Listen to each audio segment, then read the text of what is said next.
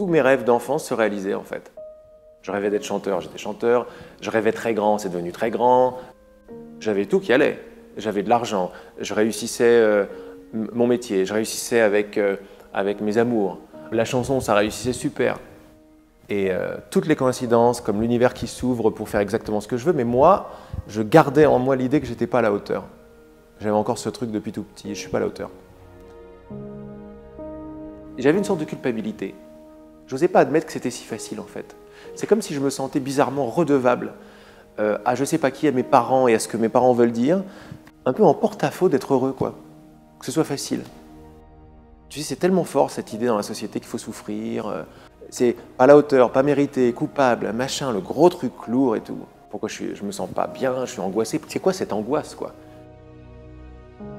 Je suis allé explorer en fait le désespoir, quoi. Parce qu'il était toujours là, je fais bon, ok, on y va. C'est trop dur de résister à ça, donc j'y suis allé.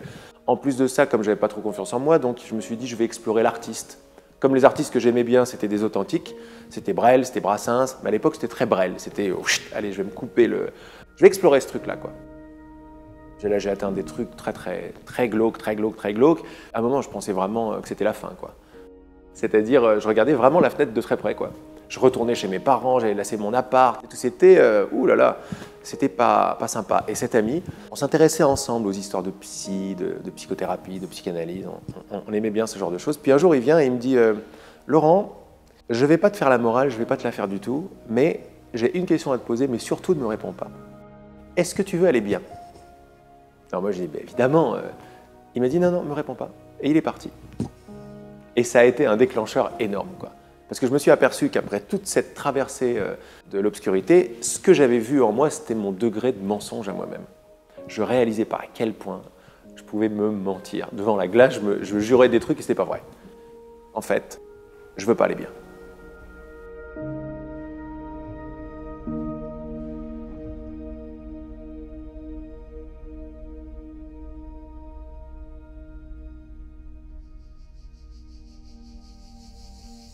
La première réponse, c'est la souffrance que j'avais dans ma vie, liée à me comparer tout le temps. C'est-à-dire que j'étais tout le temps en train de regarder ce que les autres ont que je n'ai pas.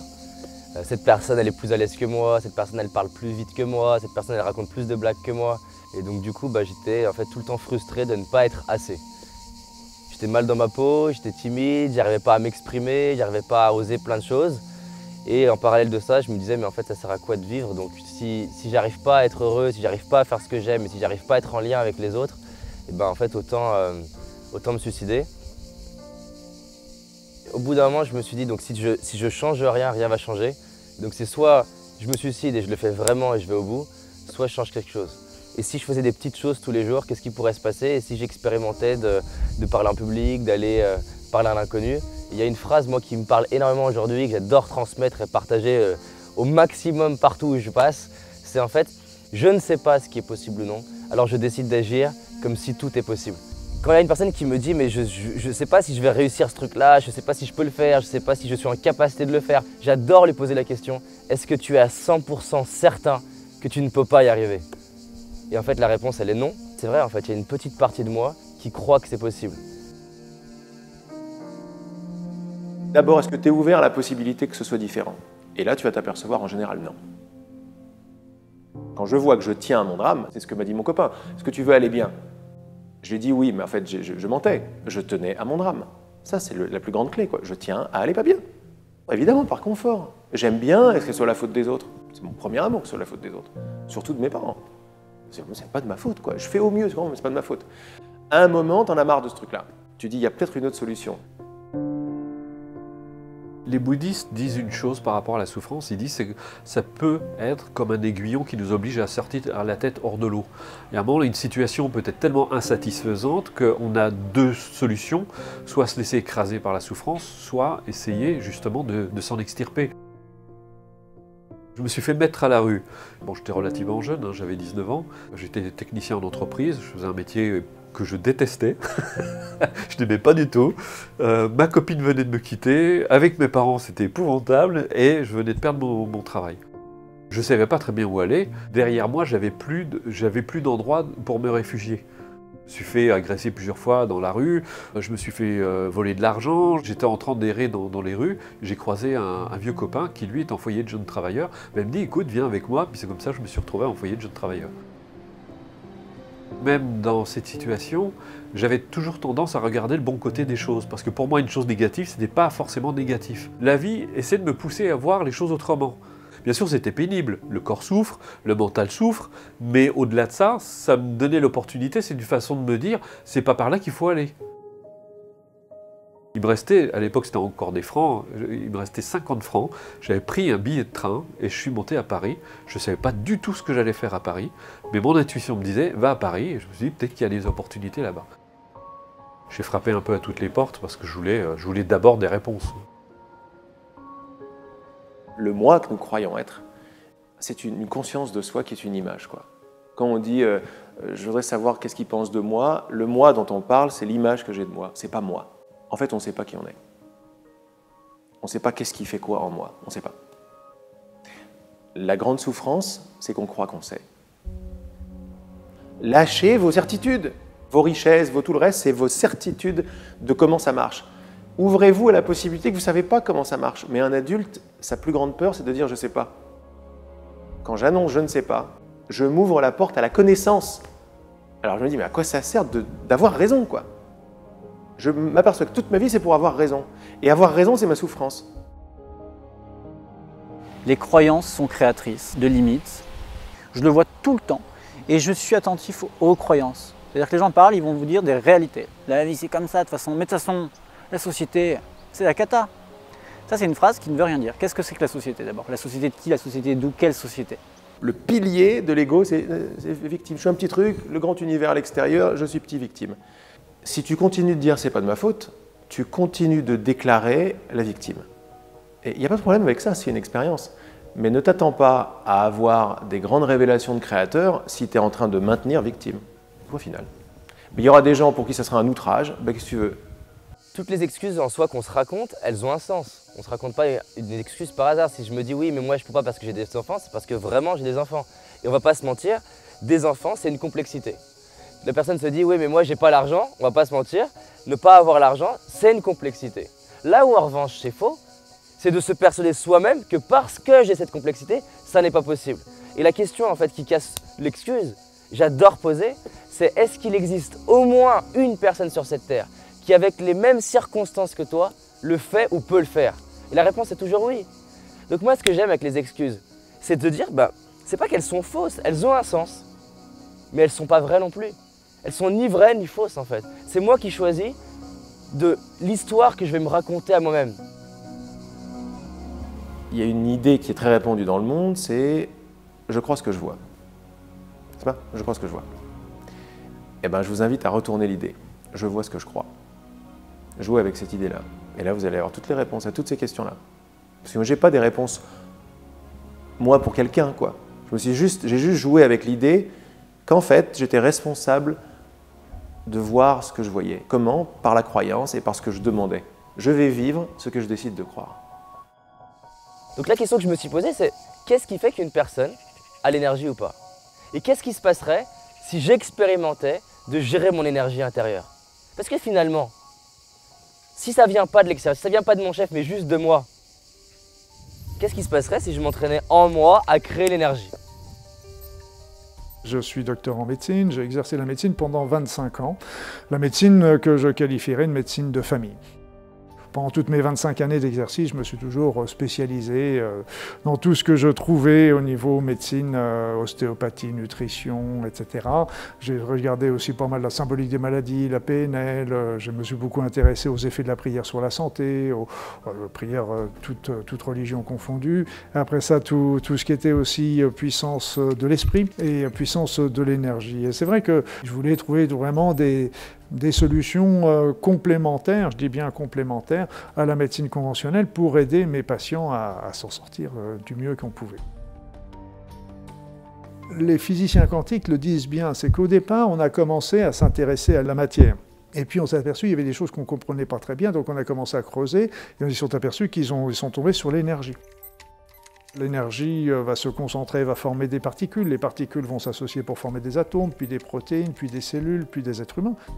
Mais aussi, quand on a commencé à voir que l'énergie et la matière, c'était la même chose, en fin de compte, c'était deux aspects différents du même élément, un peu comme peut être la vapeur et l'eau, eh bien à ce moment-là, on s'est aperçu que pour diriger tout ça, il fallait une information.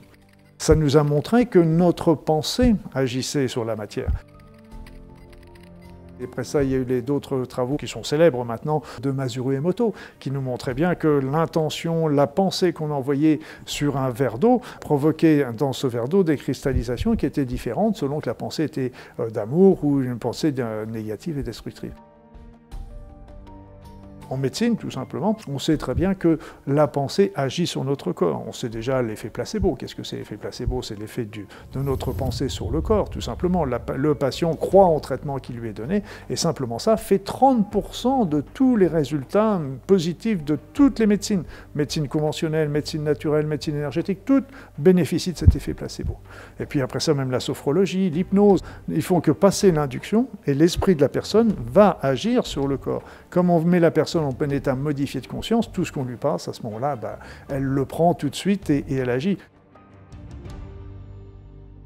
L'hypnose, elle va vous permettre de sortir d'un comportement routinier. C'est une intention qui est posée et il y a plein de manières d'y aller. Donc c'est souvent une manière de parler, mais ça peut aussi être une manière effectivement de regarder. Les gens, on va leur donner une indication de focaliser leur regard sur quelque chose et déjà l'état de conscience se décale. On déverrouille un peu le système, moi je suis comme ça, moi je stresse, moi je pense comme ça, moi je fais ci, moi je fais ça, moi de toute façon ça sera toujours comme ça, et puis j'ai peur de ci, tous les scénarios mentaux. Et donc on va connecter avec votre inconscient, et votre inconscient c'est mieux que vous, et on va mobiliser ses ressources. Donc en gros en posant une intention dans votre inconscient pour vous aider à résoudre telle ou telle problématique, ça flexibilise le champ des possibilités autour, et les choses devraient se manifester dans une réalité plus concrète. Je te propose juste d'être attentive à ce qui se passe autour de toi. Comme si chaque bruit, tu sais les bruits de la nature autour, chaque son t'accompagne vers un état différent. Si à un moment donné tu poses une intention quelque part, et instant après instant, respiration après respiration, c'est comme si cet état peut s'approfondir de plus en plus, de mieux en mieux, accompagné avec tout ce qui serait intéressant pour toi de vivre maintenant. Alors je vais compter de 5 jusqu'à 0 et lorsque tu entendras le 0, ce sera le signe que tu es dans un état d'hypnose. Avec le 5, attentive à ma voix, le 4, connecté toujours avec ta respiration. Avec le 3, c'est comme si, progressivement, marche après marche, seconde après seconde, tu plonges de plus en plus, de mieux en mieux. Avec le 2, comme si deux parties de toi se rapprochent. Comme si deux parties de toi se rapprochent pour se rencontrer. Parfois on parle de conscient et d'inconscient. On parle d'une partie qui sait, qui rationalise, et d'une autre partie qui agit à sa manière, avec sa propre intelligence. Avec le 1, de plus en plus proche. Comme quand on est au bord de quelque chose, comme quand on sait que dans quelques instants, il va être possible de chut. En entendant le 0, ça va être comme le signal qu'une connexion, une autre connexion, une forme d'ouverture est possible. Avec toute sa capacité à régénérer, à réparer, à restructurer, à reconstruire. Si on est dans l'hypnose médicale, il l'utilise beaucoup pour la gestion de la douleur. Alors, gestion des douleurs chroniques. Donc là, il y a beaucoup de praticiens de santé, des infirmiers, des médecins, qui se forment à l'hypnose pour gérer les douleurs, les souffrances chroniques. Ils enseignent l'auto-hypnose, ils enseignent des techniques pour que les gens s'apaisent au-delà des médicaments. Ça explicite l'importance des croyances. C'est-à-dire que la croyance de quelqu'un, à un moment donné, plantée dans son esprit, va devenir réalité, va devenir sa réalité. Une personne en qui on a confiance nous a dit quelque chose, ou nous l'a montré. Et ça devient un message qu'on intègre, et ce message, il agit. Et c'est pour ça que l'hypnose, elle a entre autres, elle a cette petite saveur de perturber les croyances bien implantées Déjà en les secouant un peu, et puis potentiellement en suggérant d'autres champs de possibilités. Par mes croyances et parce que je demande à croire d'une certaine façon, une idée qui me plaît, je la rends réelle. Voilà mon pouvoir. Ton pouvoir, il est là, mais il est énorme. Ton pouvoir, c'est de rendre réelles des idées. C'est ma pensée qui attire les situations. Donc déjà, on prend conscience que ma pensée attire des situations. Et là, justement, comme le disent très bien les psychiatres et les psychologues, ils le disent, ok, nous avons un inconscient et un conscient, et ce n'est pas notre conscient qui nous dirige. Notre inconscient nous dirige dans 99% des cas. Or, cet inconscient, il est programmé par toute notre éducation. Moi, je suis ancien kiné, ostéopathe, etc.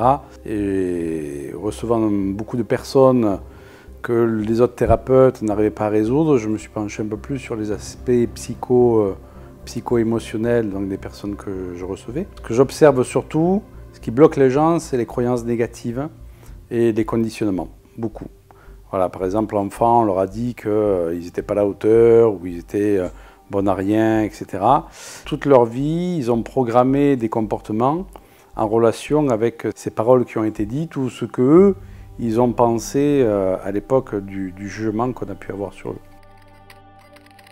De manière automatique, on est tout le temps sur ce fonctionnement. On émet tout le temps des pensées. De notre champ énergétique est émise une fréquence. Et cette fréquence-là, en fonction de nos pensées, de nos mémoires, de nos conditionnements, elle va attirer notre réalité. Et par notre inconscient, nous créons beaucoup de choses, mais comme je dis aux gens, à notre insu. Vous êtes victime de vous-même.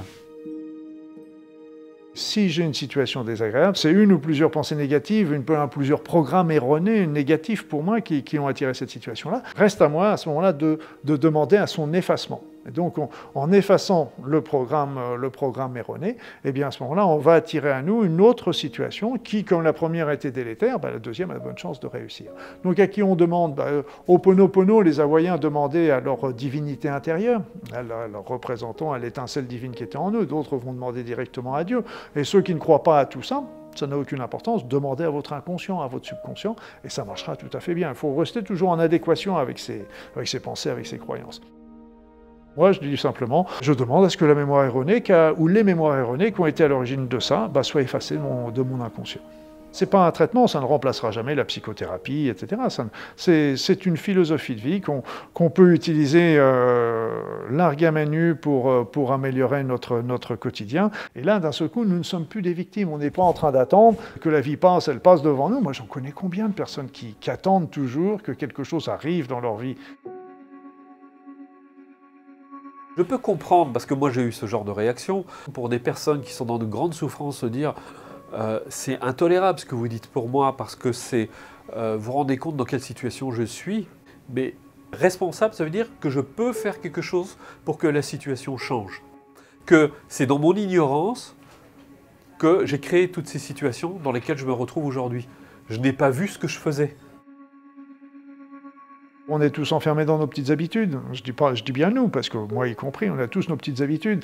Et c'est vrai que tout ce qui peut nous faire changer dans nos habitudes, c'est toujours un petit peu gênant. Mais au départ, c'est qu'il faut se dire, ok, les autres, ils sont pour rien. C'est moi qui ai attiré la situation. Et là, c'est le petit passage un petit peu difficile.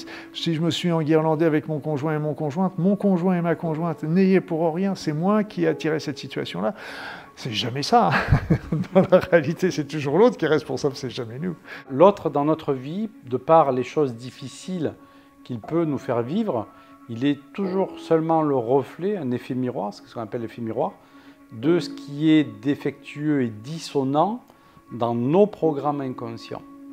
Si on ne modifie pas les schémas, les choses automatiquement nous reviennent. Et donc on est confronté, si ce n'est pas un patron, ça va être un autre, ou d'autres personnes dans la vie. Donc il faut vraiment pacifier, je dirais, ces mémoires. Je crois que le but de tout thérapeute, c'est de reconnecter la personne au fait qu'elle n'est pas impuissante. Si on est victime, on est impuissant. Si on est impuissant, on n'a pas de pouvoir. Si on n'a pas de pouvoir, on subit les choses. Donc c'est reconnecter la personne à son potentiel, à sa puissance. C'est ça, devenir conscient. Hein. C'est ok, mes parents avaient cette mémoire-là, ben voilà, je vais en devenir conscient, je vais travailler cette mémoire, je vais monter ma vibration au-dessus de cette mémoire pour plus qu'elle puisse s'exprimer dans ma vie. Moi j'aime bien dire que quand notre vibration elle change, hein, si vous êtes bloqué par un trauma dans votre vie et tout, et qu'avec une séance d'hypnose ça débloque, ça laisse une autre vibration pour attirer autre chose. Et après, on va poser la question, ok, qu'est-ce que tu aimerais voir se manifester dans ta vie au final? Puisque la vie c'est... là j'aime bien reprendre les paroles de Miguel Ruiz qui a écrit les 4 accords Toltec, il dit la vie c'est comme un chef-d'œuvre et vous êtes l'artiste de votre vie.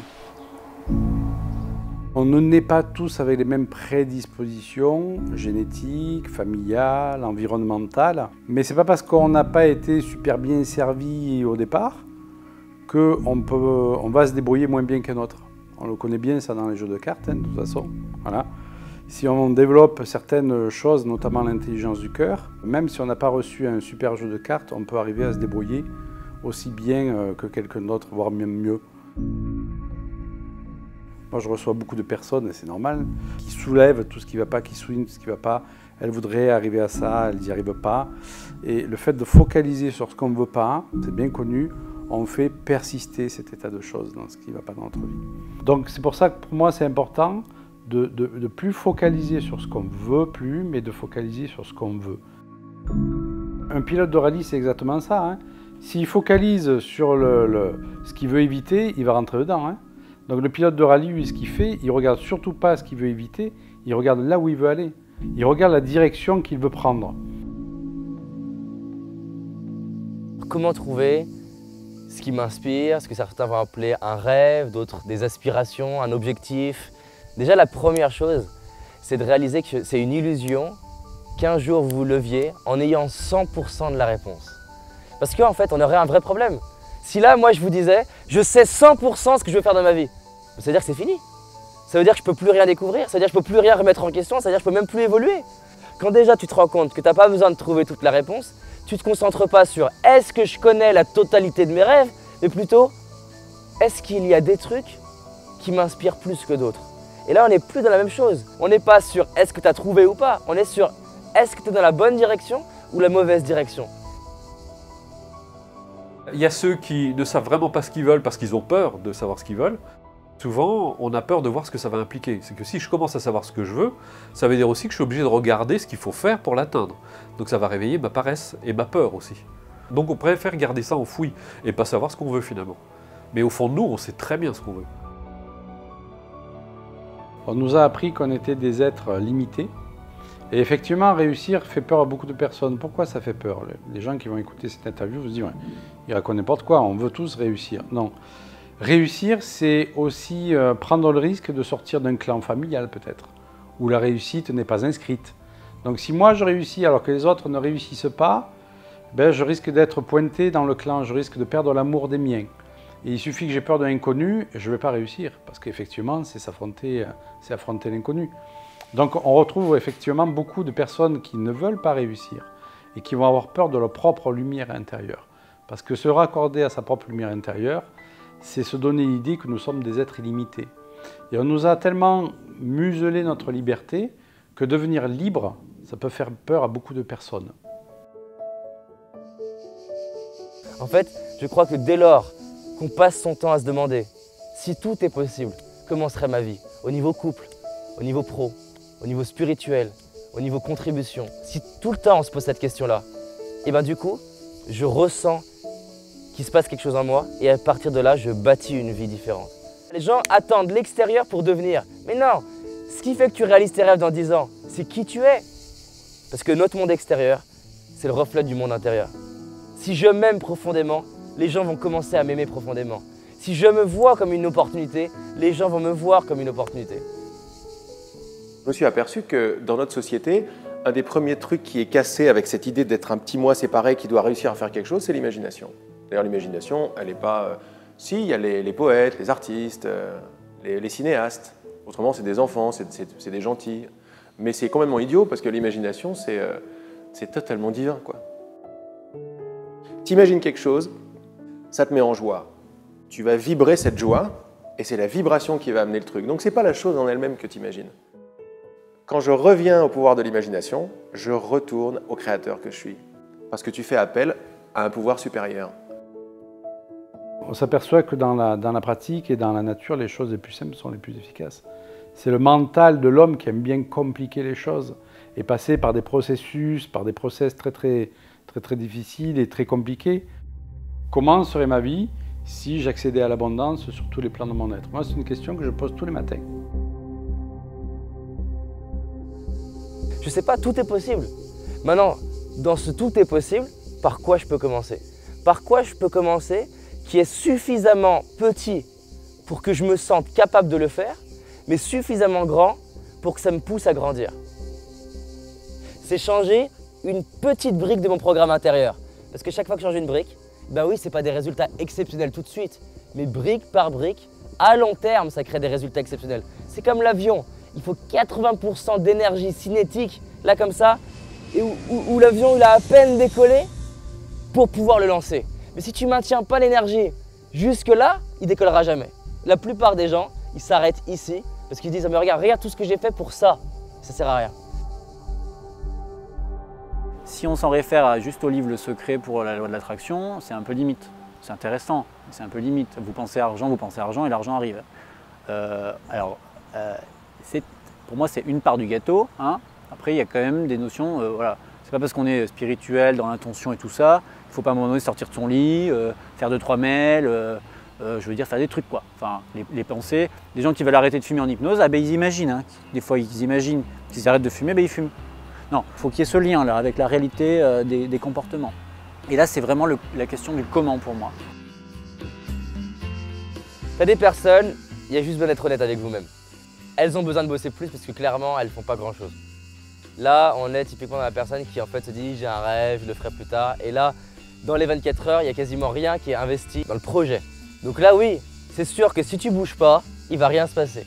Et que des fois, c'est important d'appuyer sur l'accélérateur. Maintenant, il y a un autre type de personne qui utilise l'accélérateur déjà très bien. Et peut-être que ce serait bien de freiner. Faire plus, c'est savoir aussi à quoi vous dites non à partir de maintenant. Ce n'est pas un non à vie, c'est un non pour laisser de l'espace pour faire une nouvelle expérience. J'ai exercé la médecine pendant 25 ans. J'ai appris plein de choses avec mes patients, que je remercie d'ailleurs au passage, parce que j'ai vraiment dépassé des moments extraordinaires avec eux et je pense que c'était réciproque. Et on a fait vraiment des grands échanges, j'ai vraiment appris plein de choses avec toutes les formations que j'ai faites, etc. J'aurais pu continuer jusqu'à ma retraite. Parce que là, j'avais mon travail qui tournait bien, ça marchait bien, j'avais aucun souci. Tous mes patients étaient contents, j'étais conscient avec eux, etc. Mais à un moment, j'ai senti qu'il y avait que j'étais plus en adéquation avec mes pensées, qu'il fallait que j'évolue, que je passe à autre chose, etc. Alors évidemment, il y a toujours le fait d'arrêter pour passer à autre chose. Mais bon, ce que je veux surtout, c'est pas arriver le jour de ma mort en me disant « Ah, si j'avais su, j'aurais pu faire ceci. Ah, je regrette de ne pas avoir fait cela. » Dans le fond, je ne sais pas ce qui est possible ou non. Mais il y a un truc que je sais, c'est que si je ne le fais pas, à la fin, je ferai partie de 95% des personnes, comme dit Bonnie Ware, qui allaient étudier et interviewer les personnes dans leur fin de vie, qui disent « je regrette ». Ce dont je sais, et ce dont chaque personne sait, c'est que si je n'expérimente pas et si je ne teste pas, j'aurai des regrets.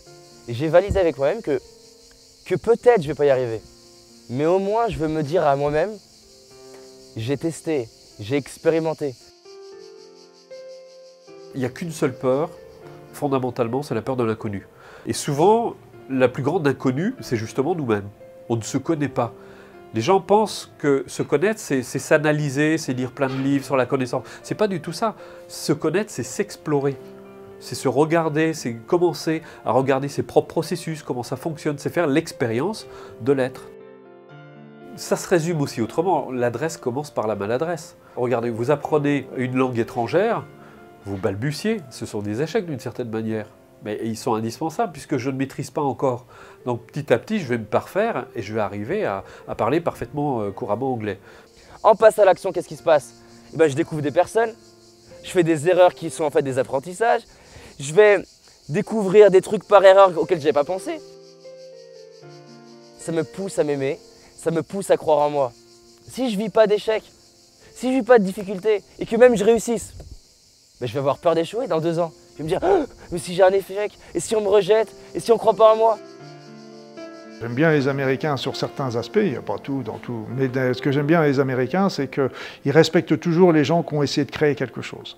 Oui, qui marche, ça ne marche pas. Je veux dire, en France, malheureusement, vous avez monté une entreprise, vous faites faillite, et bien pour vous remonter, pour en relancer une autre, bonjour, on n'est pas prêt de vous redonner cette opportunité-là. Là-bas, par contre, c'était, je ne sais pas comment c'est aujourd'hui, mais c'était tout à fait différent. Il y a quelques années, on vous disait, OK, au moins, vous avez tenté de faire quelque chose. Ça n'a pas marché, c'est pas grave, ça marchera mieux la prochaine fois. OK, on va vous aider pour faire la deuxième fois.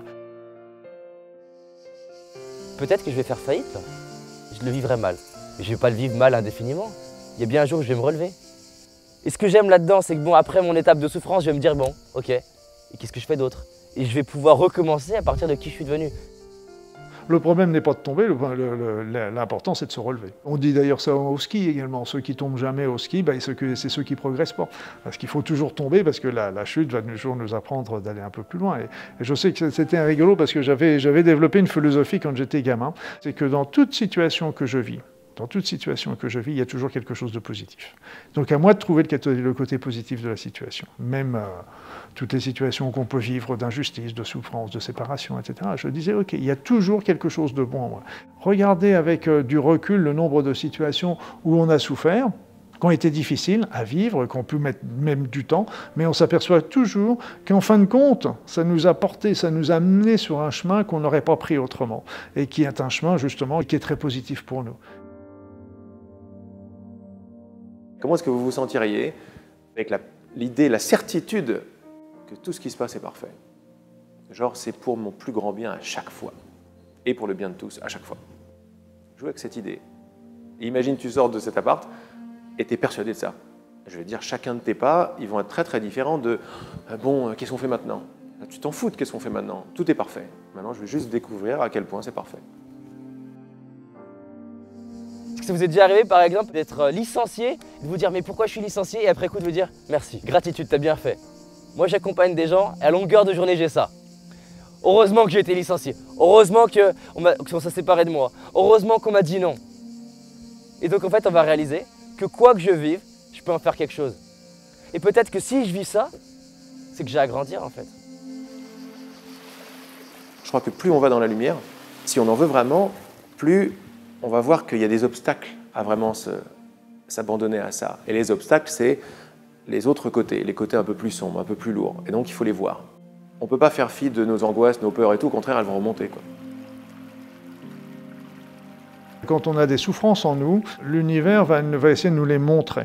L'univers, peu importe comment on l'appelle, de notre inconscient, chacun mettra le nom qu'il veut, ça n'a aucune importance. Et moi, j'avais un monsieur que j'affectionne particulièrement, que j'admire particulièrement, c'est le docteur Bach, Édouard Bach, celui qui a fait les petites fleurs de Bach, parce qu'il disait, quand nous tombons malades, ça veut dire que nos actions dans la vie physique ne sont pas en adéquation avec nos aspirations profondes.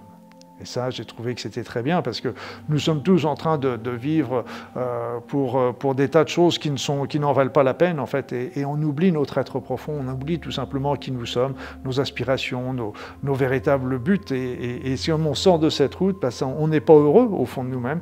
Et à force, notre être le souffre et puis il commence à nous l'évoquer par des situations qu'il va attirer. Il va attirer à nous des situations pour essayer de nous le faire comprendre. Et si la dernière situation, c'est une maladie qui peut déclencher. Les personnes que je reçois sont toujours dans un état plus ou moins fort, mais de victimisation de leur état. Ils viennent donc avec une pathologie, quelle qu'elle soit. Et donc, moi, un de mes rôles, c'est vraiment d'expliquer que la pathologie, elle n'est pas due au hasard. Qu'est-ce que son corps a à lui dire dans cette maladie? Et à force d'aller dans ce chemin-là, les gens perçoivent effectivement qu'ils ont des changements à mettre en place. Parce qu'on ne traite pas uniquement une maladie avec des médicaments. Ça, c'est une partie de la thérapie, c'est une partie. On n'est pas là pour dire aux gens d'arrêter leurs médicaments, d'arrêter leur traitement, mais de les accompagner dans la compréhension plus profonde du message de la maladie. Mais le corps, il sert à ça, c'est super. Le corps, c'est l'instrument que prend la conscience pour explorer la matière. Parce que mon corps répond à mes idées. Si j'ai l'idée d'être un contrôlant de ma vie, mon corps, il va être comme ça. Parce que j'ai intérêt à bien faire, quoi. Et j'ai une grosse responsabilité. J'accepte. Parce que déjà, quand j'accepte, j'envoie une vibration d'acceptation. C'est déjà dans la famille de l'amour, l'acceptation. Et mon univers commence à changer comme ça. On dit dans la méditation, il ne faut surtout pas essayer d'éliminer les pensées, il faut leur donner plus d'espace. C'est comme si vous avez un cheval sauvage, si vous le contraignez, vous l'enfermez dans un box par exemple, il va tout casser. Vous lui donnez un grand pré, il va s'ébattre et au bout d'un certain temps, il va se calmer, il va s'apaiser. En fait, il faut apprendre à apprivoiser nos énergies, il faut apprivoiser nos pensées, il ne faut surtout pas les contraindre. On n'est pas en train de se coller un plus en se disant tout est merveilleux, tout va bien, parce que ça ne fonctionne pas de toute façon. Tu es victime de ton mental? Oui, mais derrière ça, il y a un but. Un but que tu as demandé à ton insu. Lequel? Être victime. Ah, c'est-à-dire ne pas être toi. Ne pas être le grand créateur, être un petit truc qui essaye. Si je demande d'être un petit truc qui essaye, ben je demande aux pensées, je fais merci les pensées de tourner très vite. T'as vu comme tu as retourné le truc? Donc tu n'es plus victime des pensées qui tournent très vite, tu es le créateur des pensées qui tournent très vite. À partir de là, tu te poses et tu te dis est-ce que j'ai envie de continuer? Et là, tu es dans la meilleure position. Là, tu es non, j'ai pas envie de continuer, ça me fait chier. Mais c'était une bonne expérience. Je ne me sors pas du monde par la guerre, mais par l'amour. Ça, c'est l'amour. L'amour voit. Donc je vois que ces pensées, j'ai demandé qu'elles soient là. Je suis anxieux, c'est une vibration de non-confiance. Donc qu'est-ce que je demande à l'univers avec cette vibration-là? Ben, il va me donner les preuves que j'ai raison. L'univers me donne les preuves que j'ai raison. Pourquoi l'univers nous donnerait des choses si on est tout le temps en train de se plaindre? C'est pas possible. Combien je vois de personnes qui n'arrêtent pas de se critiquer quand je leur demande de mettre une valeur sur 1 et 10, il y a beaucoup de gens qui ne plafonnent pas au-delà de 6, quoi. Pourquoi? Parce qu'ils sont souvent dans un process de devoir correspondre à ce qu'on attend d'eux. Ils se sont dissociés d'eux-mêmes et ils vont essayer d'agir en fonction des autres, de contenter les autres, de faire leur vie en fonction de ce qu'ils pensent qu'on attend d'eux. Et donc la générosité, c'est quoi? C'est reconnaître ses talents, c'est reconnaître ce qu'on sait faire, c'est reconnaître ce qu'on est capable de faire, ce qu'on voudrait faire aussi. Parce qu'on peut avoir une écoute intérieure que dans la mesure où on est centré sur nous-mêmes. Si on est toujours nos antennes branchées sur l'extérieur et sur les autres, on ne peut pas être connecté à ce que notre petite voix veut nous dire. Alors oui, c'est sûr que nos environnements, ils ont un impact. Quand j'avais mon père qui doutait peut-être que j'allais créer mon entreprise ou que j'allais réussir, ou des amis qui ne croyaient pas, c'est clair que ça a un impact. Mais en fait, je suis responsable de plusieurs choses. Déjà, je suis responsable de l'histoire que je vais me raconter. C'est clair que mon père, quand il va me dire « tu vas pas y arriver », ça a un impact pour me limiter. Déjà, j'ai le choix de me séparer de lui, petit à petit. Ça ne veut pas dire à vie, ça veut dire que là, dans un temps donné, je peux choisir d'aller au contact des gens qui vont m'inspirer. Alors oui, je peux dire « ouais, mais c'est pas si facile ». Non, c'est pas si facile. Mais est-ce que c'est facile d'avoir une vie déprimante? Bah, c'est pas facile non plus. En fait, il n'y a pas grand-chose qui est facile. Donc moi, je préfère, quitte à avoir une vie pas facile, de m'impliquer pour mes rêves. Et je préfère revenir à voir mon père, non pas pour subir, mais pour l'inspirer. Tu vas t'apercevoir que toutes les peurs de critique que tu as ou qu'on a, c'est tes propres critiques que tu projettes à l'extérieur. Quand ça, tu les enlèves et tu passes à un niveau vibratoire beaucoup plus élevé, parce que beaucoup plus lumineux sur l'amour de toi, voilà ce que l'univers va te montrer. Et tous les gens que tu redoutais le plus, quoi, tu vas voir ce que ça va faire, même en eux. Ou alors ils viennent plus te voir, parce que ça vibre plus. S'ils veulent te critiquer, l'amour est trop fort pour ça. Le mec qui vibre de l'amour, qui ne rentre pas dans un jeu, celui qui veut rentrer dans un jeu, où il arrête son jeu, où il voit son jeu grâce à l'amour, où il s'en va. Il ne tiendra pas vibratoirement avec une vibration comme ça. Après, je pense qu'il faut progressivement se baigner, lire des livres de gens justement qui ont réussi, comment ils s'en sont sortis. Ça va nous inspirer de se dire, bah, tiens, il y a peut-être une possibilité, et d'essayer de côtoyer justement des gens qui sont plutôt positifs, parce qu'ils vont progressivement nous imprégner. J'ai le droit d'aller m'inspirer d'une personne que j'aime. Parce qu'en fait, il y a un truc très simple. Tu ne peux aimer à l'extérieur que ce que tu as en toi. Vous savez, quand on dit à quelqu'un, ouais, c'est un type bien, en fait, on ne dit pas ça. On dit, en fait, il me ressemble. On aime à l'extérieur que ce qu'il y a en nous. Quand on est inspiré par un mentor, une source d'inspiration, pourquoi on est inspiré? Pas parce qu'on l'aime, parce que ce qu'il est nous renvoie qui on est. Un mentor, c'est quoi? C'est quelqu'un qui, par sa vie, par ses mots, par ses actes, représente qui moi j'ai envie d'être dans ma vie. Maintenant, je ne suis pas lui. Ce que je rends réel à mon sujet, je le rends réel pour tout le monde. Parce que si je me considère comme une petite personne séparée en manque, je ne peux pas voir les gens comme autre chose que des petites personnes séparées en manque, qui réussissent plus ou moins. Et après, on rentre dans des trucs compliqués, parce que si quelqu'un réussit, je vais lui en vouloir. parce que c'est pas naturel que quelqu'un réussisse, c'est pas moi. Pourquoi? Pas parce que je suis jaloux, parce que beaucoup plus en profondeur, je suis un avec cette personne. On est un, on est la réussite. Et donc, pourquoi lui réussit, pas moi? Il y a quelque chose qui ne va pas là-dedans. On a effectivement la notion de si on accède à quelque chose de bien, c'est qu'on le prend à quelqu'un d'autre ou qu'il ne va pas y en avoir assez. Non, et c'est pas ça du tout. En fait, la vie, l'univers peut créer en abondance et il peut y avoir pour tout le monde. La question la plus importante après tout ça, c'est qu'est-ce que je veux vraiment? Je fais la loi d'attraction et j'ai compris comment ça marchait pour m'attirer un bon compte en banque et voilà. Et une super petite copine. En fait, pourquoi ça ne marche pas? Qu'est-ce que je veux dans une relation? Le sentiment, c'est quoi? C'est je me sens bien.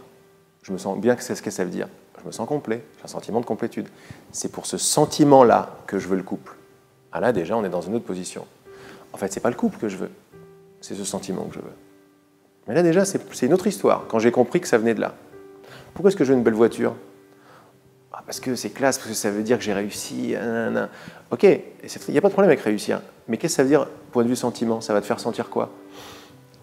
Un contentement, une fierté. Ok, mais une fierté, ça veut dire quoi? Ça veut dire une complétude. Ça veut dire je m'aime. Et donc c'est pour ça que je veux une belle voiture. Pour ça que je veux des chocolats. Pour remplir un vide. Quand je m'aperçois que c'est ça, et quand je fais fi d'honnêteté, je sais pourquoi je fais les choses. Je suis honnête avec moi-même. Et j'arrête de demander au monde de remplir un vide. C'est pas magnifique de voir ça? C'est-à-dire que depuis toujours, le bonheur, il était là, mais je me suis déclaré comme coupé du bonheur. Maintenant, je vais le chercher à l'extérieur. Et à certains moments, je vais le trouver. La belle voiture, la belle relation, etc. Mais je sais en moi que c'est pas complet. Un coup de feu et ça s'en va. Un accident, ma femme meurt. Moi, mon corps, il faut que je l'assure. Je sais que c'est pas tranquille. Ça, c'est des questions super sur lesquelles il faut rester entre soi et soi. Parce que ça veut dire qu'on croit qu'on n'a pas les réponses, mais s'il y a un message que je donne, c'est qu'on a les réponses, on a toutes les réponses. Il y a beaucoup de lumière derrière quand on veut bien remettre en cause pourquoi ça ne marche pas. Mais il faut descendre derrière, on passe par des trucs un petit peu durs, c'est vrai. Mais passer par des trucs un petit peu durs, ça nous fait arriver à des trucs beaucoup plus lumineux à l'intérieur sur qui on est. C'est-à-dire que le bonheur est en moi, la connaissance est en moi, la richesse est en moi, l'abondance, c'est ce que je suis. Donc c'est quoi la meilleure formule maintenant pour attirer les choses à toi? De ne pas en avoir besoin. On le sait tous. Mais pourquoi ne pas en avoir besoin? Parce que quand j'en ai pas besoin, qu'est-ce que je vibre comme vibration? La complétude, sans besoin de rien. Et comme l'univers m'amène ce que je demande vibratoirement, il va m'amener que des trucs qui vibrent avec ma vibration. Ma vibration est une vibration de complétude, donc je vais avoir la voiture que je veux. Pourquoi? Parce que je m'en fous de la voiture. Parce que je sais que ce n'était pas la voiture qui m'apportait le bonheur, c'était le truc et je l'ai trouvé en moi. Et te rappelant que c'est toi qui te crée, ça y est, tu commences déjà à vibrer le bonheur que tu es, parce que le bonheur que tu es, il est créateur. Quand j'arrête d'être victime, et je vois que c'est moi qui me fais les expériences de victime, ça y est, j'ai trouvé le bonheur. Quand mon pote m'a dit « Est-ce que tu vas aller bien ?», c'était la clé pour moi pour trouver le bonheur. J'ai eu un sourire en pleine dépression, parce que j'ai vu tout le truc. J'ai vu qu'en fait, non, c'est moi qui crée l'expérience du désespoir. En voyant ça, j'ai eu le sourire. Pourquoi? Parce que si c'est moi qui le crée, donc je suis le bonheur. Il y a quelque chose en moi qui est libre. C'est moi qui crée l'emprisonnement, donc je suis libre. Les gens ils pensent que la liberté, c'est à l'extérieur. Pour moi, la liberté, c'est la liberté de Mandela. La liberté de Mandela, c'est d'être dans une cellule et de se sentir libre. Pour moi, être libre, c'est pas être victime de mon entreprise. L'argent, c'est pareil. J'ai pas envie de croire qu'il me faut de l'argent pour être heureux. J'ai envie de me dire que sans argent, je suis heureux. Maintenant, on va pas se mentir. Avec plus d'argent, je peux contribuer au monde. Je peux permettre de faire plus de vidéos. Je peux permettre de déléguer des choses. Je peux permettre de prendre soin de mon corps, plus. Mais j'ai pas envie d'être le bourreau de mes rêves. Mes rêves, ils sont là pour m'inspirer à avancer maintenant. Et c'est ça pour moi, me sentir libre. Je dis pas que c'est facile, je dis pas que j'y arrive tous les jours, mais tous les jours, j'y arrive un peu plus. On se rend compte qu'on a cherché le bonheur à l'extérieur, on se rend compte que quoi qu'on puisse acquérir, on n'obtient pas ce que l'on désire. Et le bonheur n'est pas lié à nos acquisitions, c'est pas parce qu'on a plus, c'est pas parce que j'ai plus d'argent, c'est pas parce que j'ai plus de ceci, plus de cela, que je vais être plus heureux, c'est parce que j'ai l'état d'esprit. Dire il faut couper les désirs et couper les objets, aller dans une grotte, ça a marché, mais c'est une conclusion très hâtive et mentale, et donc pas assez profonde, des lois vibratoires. Il n'y a pas de problème avec le désir, il faut juste voir d'où il vient et qu'est-ce que je demande et comment je le demande. Et après, tu peux t'amuser avec tous les jouets. Mais quand tu sais que c'est des jouets, c'est sympa. C'est déjà plus mon bonheur dépend de ça, non, c'est terminé. Et après, ça ne devient pas genre je ne vais pas vers quelqu'un ou vers l'univers pour essayer de l'agripper en manque, parce que c'est ça que je fais dans mes relations d'amour en fait. Je manipule pour essayer de lui demander un truc. Donc je demande à quelqu'un de remplir un vide que moi j'arrive pas à remplir. C'est pas de l'amour ça, c'est du marchandage. Quand je comprends ça, quand je vais voir en moi la possibilité que je peux vibrer par tout seul la complétude, là en général l'univers va me montrer quelqu'un qui vibre pareil que moi et ça sera plus la même relation. Ça sera, je suis peut-être pas le héros que je suis peut-être pas Jésus et t'es peut-être pas le Bouddha, mais on a le même désir et on veut bien défaire tous nos trucs ensemble. Partager dans l'humilité, dans le je sais pas. Eh ben je vais t'aider à voir ce que tu veux pas lâcher, tu vas m'aider à voir ce que je veux pas lâcher, mais dans l'amour. Et ça, c'est juste, ça devient une relation magnifique. Je développe une relation avec les idées qui est différente, un respect, une humilité. Je me dis, mais attends, mais en fait, je suis beaucoup plus puissant que ce que je pensais, quoi. Mais j'utilise ma puissance avec des idées d'impuissance. C'est-à-dire que c'est avec ma puissance que je ne peux pas ne pas être. Parce que si je suis créateur, comme on le dit là, je suis très puissant, en fait. Mais je joue avec des idées de « je suis une petite chose impuissante ». Et je me crée l'expérience totale d'être une petite chose impuissante. Et quand tu te dis « mais c'est la puissance lumineuse qui se crée l'expérience d'être autre chose qu'elle-même ». Je crois qu'à la base, tout le monde cherche la même chose. Si on cherche toute la même chose, c'est qu'on cherche cette conscience qui est cet amour, cette plénitude, cette lumière, cette non-limite. Et donc, tu as un regard très bienveillant après par rapport à toutes les tentatives. Tu sais que ça n'aboutira pas vraiment parce que ça part d'un manque et puis c'est artificiel, c'est à l'extérieur. Mais tu comprends l'alcool, tu comprends la drogue, tu comprends les excès, tu comprends les abus, tu comprends aussi le mal-être. Parce qu'on est très mal, on se sait quelque part en nous de façon évidente, conscience large, et on est ces tout petits trucs, on n'a pas compris pourquoi, et on a des pensées, et ça y est, on veut tout contrôler, et on s'aperçoit qu'on est des gros égoïstes. Tu comprends même les suicides, quoi. Mais au moins, par cette compréhension, tu as un regard bienveillant qui arrive devant la vie. Et c'est ce regard bienveillant qui va donner la réponse. C'est pas Laurent qui répond. Laurent, tout ce qu'il fait, c'est se retourner vers son vrai désir, vers ce qu'il veut vraiment. C'est déjà énorme. Parce que dans la plupart des moments, tu t'aperçois qu'en fait, non, tu veux pas t'abandonner à ça, tu veux avoir raison, quoi. Tu veux contrôler ton truc. Et dès que je vois ça, la pratique, c'est « Ah j'ai vu ça, qu'est-ce que je veux ?» Oh non, c'est pas ce que je veux en fait. Je m'aperçois que pour être heureux, il faut pas avoir envie d'avoir raison. Si j'ai raison, je crois que je vais être heureux, c'est la façon dont on marche ici, mais c'est surtout ça la clé, quoi. C'est où je veux avoir raison, où je veux être heureux. Et je m'aperçois de partout que dès que ça coince, c'est que j'ai envie d'avoir raison. Et l'amour me laisse avoir raison, mais après ça me fait mal, quoi. Parce que je veux de moins en moins. Donc c'est vrai que c'est un gros chemin d'humilité, en fait. Vers quelque chose de très beau, très lumineux, très direct, beaucoup plus puissant, en fait. Et l'envie d'avoir raison, elle est forte, hein. Pour moi, la puissance et la force de quelqu'un, c'est déjà être dans la compréhension dans l'univers. C'est ne plus se sentir isolé comme un être là, tout seul. C'est vraiment se sentir appartenir à quelque chose de plus grand.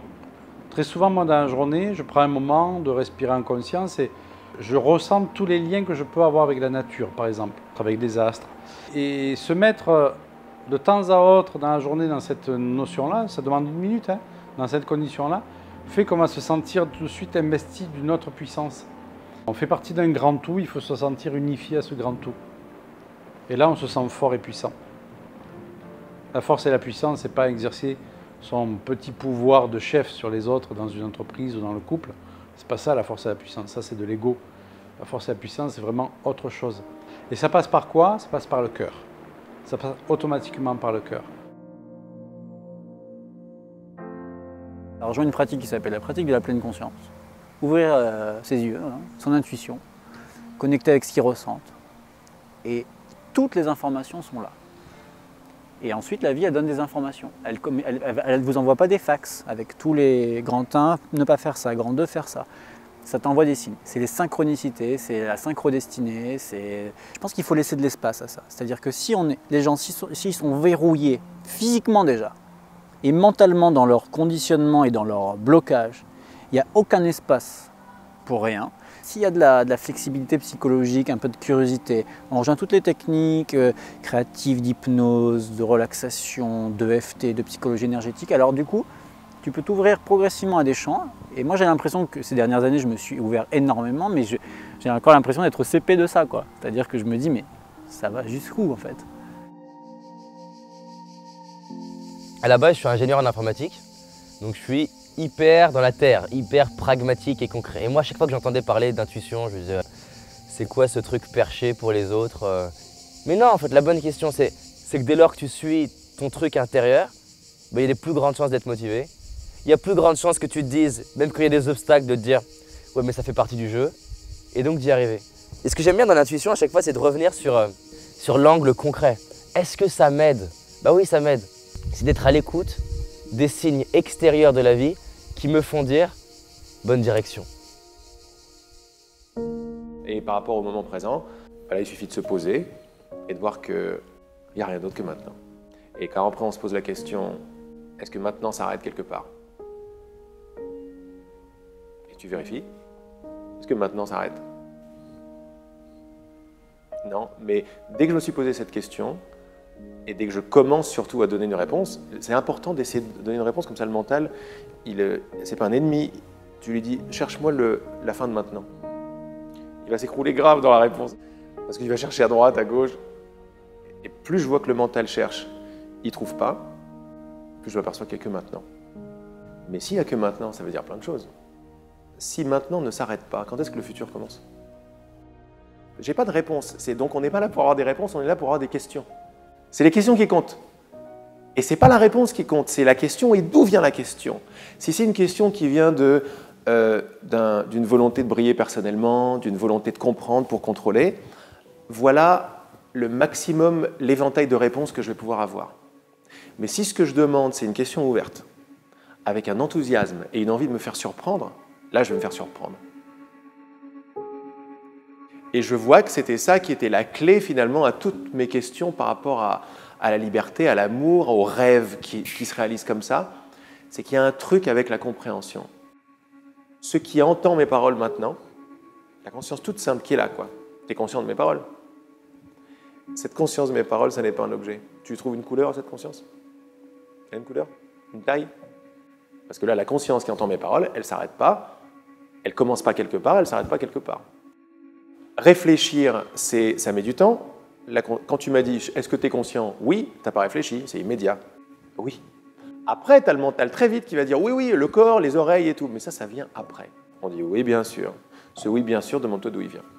Tu auras toutes les réponses. Oui, bien sûr. C'est une évidence, donc ça ne vient pas de mon mental. Non. Ça vient de l'évidence d'être conscient.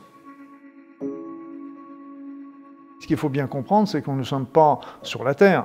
Un monde avec 7 milliards d'individus, nous sommes 7 milliards de mondes qui sont reliés par une pensée commune, par cet espace-temps. Nos pensées s'attirent, donc on rentre dans le monde des autres et les autres entrent dans le nôtre, mais nous sommes toujours le chef, les seuls dirigeants de ce monde. Et c'est pour ça que tout ce qui se passe dans mon monde, j'en suis quelque part l'auteur. En fin de compte, il n'y a pas d'extérieur, il y a un intérieur, tout est lié. Et donc les choses qu'on a attirées vers nous, c'est des choses qui correspondent à notre intérieur. Qu'elles soient bonnes ou qu'elles soient mauvaises, elles correspondent à notre intérieur.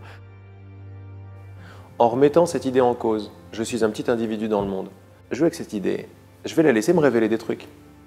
Et si elle commençait à me révéler que non, le monde est en moi,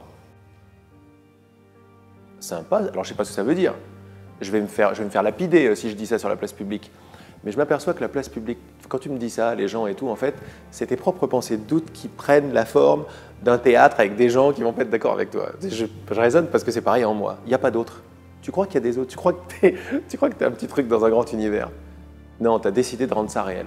Mais si tu as décidé de rendre ça réel et si tu joues avec cette idée, c'est que tu es l'univers tout entier avec lequel tu joues. Il y a 10 ans, par exemple, je disais, par rapport à ces états de conscience modifiés, moi, comme je ne réalisais pas du tout l'énormité qui était en train de se passer, la joie, l'unité avec tout, je dis, mais à un moment, je rentrais chez moi, je disais, mais quel trip! C'est un trip énorme, quoi. Et j'entendais en moi une voix ou une connaissance ou une réponse qui était « Non, non, mon grand, le trip, c'est comme tu vis tous les jours. C'est ça ton trip. Ça, c'est la réalité. Mais quelle bonne nouvelle, quoi. T'as vu, c'est énorme. J'étais là, mais à quel trip, c'est génial. Fait, non, non, c'est pas un trip, c'est ton ego qui dit quel trip. Pour essayer de mettre ça sur la faute de je ne sais quoi. Non, c'est ton état qui s'ouvre. C'est l'état naturel qui s'ouvre. Ton trip, c'est de te croire séparés les uns des autres et d'essayer de faire des choses. C'est une magnifique nouvelle pour l'humanité, quoi, pour notre futur, pour ce qui arrive, quoi. C'est pour ça que je ne suis pas dans la rébellion par rapport à tout ce qu'il peut y avoir comme injustice dans le monde. Ça ne veut pas dire que je ne fais rien. Mais je ne suis pas dans un phénomène de rébellion, parce que quand on est dans un phénomène de rébellion, on est déjà en train de nourrir le système, qu'on veut justement changer. Mais donc plutôt, c'est d'envoyer plein de pensées positives, plein d'éléments positifs pour dire, OK, il y a une souffrance là, c'est une souffrance là à l'extérieur, mais ça veut dire que j'ai une souffrance à l'intérieur qui correspond à ça. Donc il faut que j'amène de la lumière, de l'amour pour effacer tout ça. Tout chemin de vie passe toujours par l'amour. Et il ne peut pas y avoir un chemin de vie équilibré, harmonieux, etc., si on n'a pas l'amour des autres, l'amour de la nature, l'amour. Et cet amour est quelque chose d'inné en l'être humain et qu'on nous a perdu justement, qu'on a perdu quelque part au cours de route et qu'il faut justement réactiver. Et quand on parle d'amour, c'est lié à notre capacité à se souhaiter et à souhaiter aux autres de connaître le bonheur. Ça, pour moi, c'est vraiment l'amour. Quand on éduque ses enfants, on leur apprend à être plus autonomes, à voler de leurs propres ailes. Mais c'est déjà de l'amour. Je pense qu'aujourd'hui, ce qui est extraordinaire, beaucoup plus qu'avant, on se rend compte justement de l'interdépendance des phénomènes. Parce qu'on se rend compte que tout ce qu'on fait aujourd'hui a une incidence sur le monde entier. C'est-à-dire qu'on a tous participé au déséquilibre de la planète, à la pollution, on a qu'un respect pour la nature, mais on a ces images qu'on n'avait pas avant. Avant, elles étaient cachées. Aujourd'hui, on les voit. Si on ne les voit pas à la télé, on les voit sur Internet. On voit des choses assez abominables. Et il y a des gens qui sont vraiment sensibles à ça, qui se disent « il faut arrêter, je ne peux pas être heureux en voyant ça ».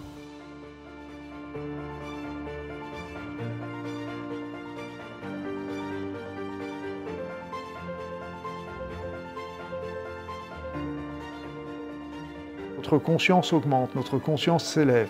Et là, aujourd'hui, le niveau de conscience n'a jamais été aussi important dans l'humanité et on est capable de faire aujourd'hui, avec notre pensée, avec notre amour, des choses qu'on n'aurait pas pu, qu'on aurait cru impossible il y a encore, ne serait-ce que quelques années. Je dis bien 5 ans, 10 ans, 20 ans, c'était pas possible. Aujourd'hui, la puissance de notre esprit n'a jamais été aussi forte et ne continue de croître. Et c'est aussi ce qui dérange un petit peu l'équilibre du monde actuellement. Le temps s'accélère, hein.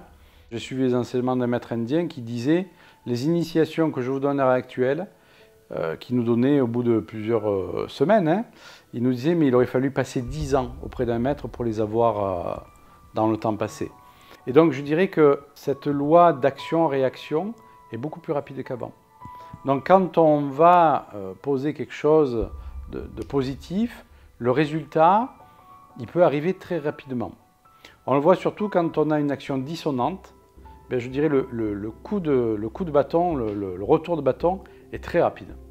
Tout passage transitionnel, donc toute transition, est toujours difficile à vivre. Et donc c'est toujours très chaotique. Ce qu'il faut, c'est voilà, apprendre à surfer sur la vague et non plus à ramer à contre-courant, quoi.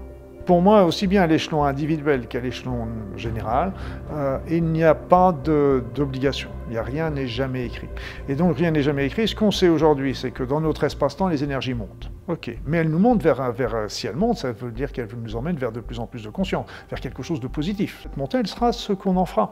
Parce que justement, si on peut en faire quelque chose de merveilleux, tout comme on peut en faire quelque chose de difficile. Et là, il faut bien comprendre que tous les astrologues, tous les voyants ne me contrediront pas, parce qu'en fin de compte, ils le savent très bien, c'est que quand on fait une prédiction aujourd'hui, c'est une prédiction par rapport à la situation d'aujourd'hui pour demain. Et donc, si aujourd'hui on change des situations en disant, bah tiens, je vais changer de métier, je fais une rupture ou je me mets avec quelqu'un, donc on change le présent, on va changer le futur. Et là, les anciens travaillaient beaucoup avec les voyants, mais c'était pas pour se dire, ah là là, mon Dieu, ça va être malheureux parce qu'il va y avoir des choses tristes qui vont arriver. Non, non, s'il y avait des choses positives qui étaient annoncées, ben, ils faisaient tout pour que ça se déclenche. Si c'était des choses négatives, ils faisaient tout pour que ça change. Donc rien n'est jamais écrit. Et donc là encore, l'avenir, elle sera ce qu'on en fera. Je suis responsable de ma vie, je suis responsable de mes émotions et je vais aller brique par brique changer mon système de pensée. J'ai pas fini, t'as pas fini, personne n'a fini. C'est la même information, revue et revue et revue sous des angles différents qui permettent de l'intégrer à un niveau plus corporel et d'en faire une norme et un fonctionnement. La clé, c'est pas de connaître les clés. La clé, c'est de s'entraîner à les intégrer dans sa vie par ses actions. Et comme dit Gandhi, incarne le changement que tu veux voir dans le monde, incarne le changement que tu veux voir chez tes enfants, tes amis, tes parents, les gens que tu aimes, brique par brique. Pour avoir la réponse, je réalise que je suis assis dessus. En fait, je suis la réponse que je cherche.